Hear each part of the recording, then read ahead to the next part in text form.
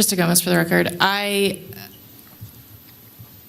So many things. Gosh, I just don't know where to start. So one thing, I know that the county manager is responsible for all of this, but I also know that the Board of Commissioners is responsible for the county manager. And the county manager, as he was implementing, I looked at the slide 20, and slide 20 had that graph, and it showed our revenues, and it showed our costs, and it showed where we were above, and we had more revenue and less cost, and then it showed that whittle away, and then our cost increase along with our revenue, and now we don't have enough money to have a budget. We don't have enough money to stay within our budget. Thank you, Mr. Clark, for talking about the deficits, because I looked at that and I thought, I wonder if that's really the deficit. It's really the deficit.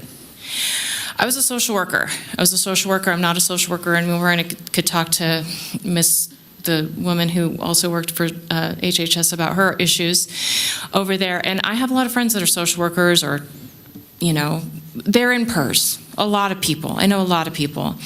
And sometimes they complain to me about the amount of money that they don't make, or the amount of money that they don't. And you know what I say? I say, we own a business. I haven't had a raise. My husband hasn't had a raise in his business in 5 years. 5 years.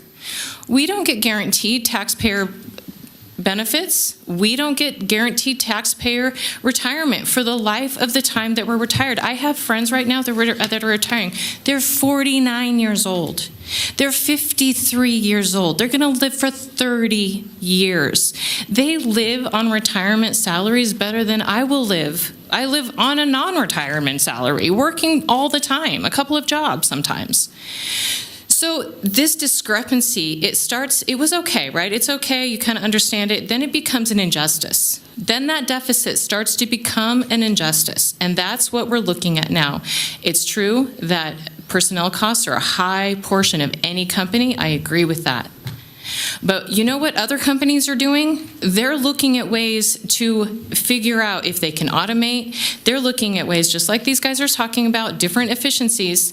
But what they're not doing is they're not giving a raise that their company cannot pay for, because they don't get to just draw money out of the sky. And we don't get those guaranteed PERS retirements, and we don't get those guaranteed benefits.